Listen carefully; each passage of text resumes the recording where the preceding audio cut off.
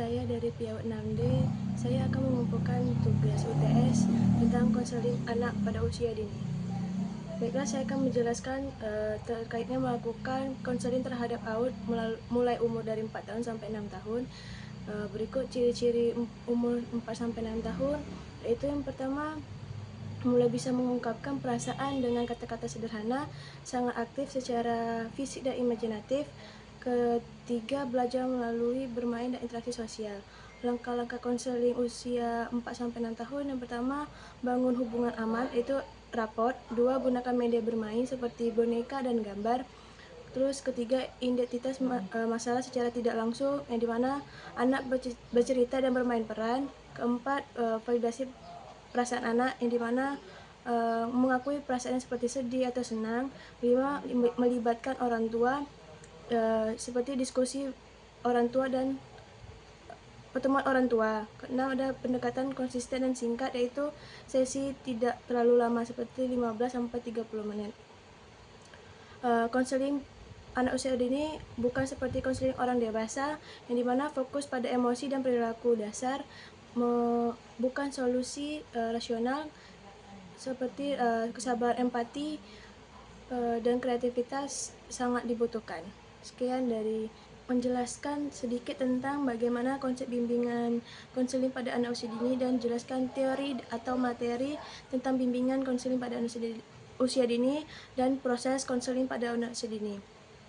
Berikut konsep bimbingan dan konseling pada anak usia dini, yaitu proses bantuan yang dilakukan secara sadar, terarah, dan sistematis oleh guru atau konselor untuk membantu anak membangun kemampuan sosial, emosional, kognitif, dan moral, yang dimana sesuai terhadap perkembangan.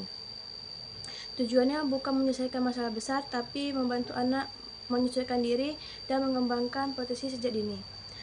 Yang pertama yaitu teori atau materi bimbingan konseling pada anak usia dini.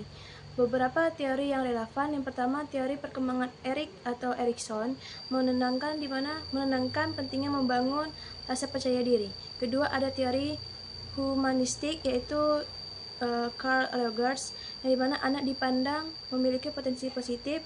Konseling harus menciptakan lingkungan yang penuh empati dan penerimaan tanpa syarat. Ketiga, ada teori behavioristik, yang dimana fokus pada pembentukan perilaku melalui pembuatan positif dan negatif.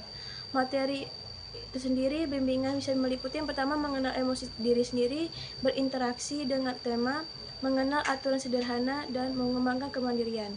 Proses konseling pada anak usia dini sendiri yaitu dikarenakan belum mampu berpikir abstrak seperti orang dewasa, maka proses konseling dilakukan dengan pendekatan khusus. Yang pertama yaitu identitas masalah, yang dimana dilakukan oleh guru atau konselor melalui observasi dan interaksi pada anak.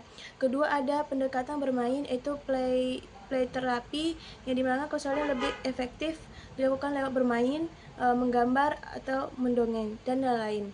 Ketiga, ada melibatkan orang tua, yang dimana orang tua secara aktif karena mereka merupakan bagian penting dari lingkungan perkembangan anak. Terakhir, ada evaluasi dan tindakan lanjut, yang dimana kemajuan pada anak dimonitor dan pendekatan sesuai secara tahap. Mungkin itu saja yang bisa saya jelaskan. Sekian dan terima kasih. Wassalamualaikum warahmatullahi wabarakatuh.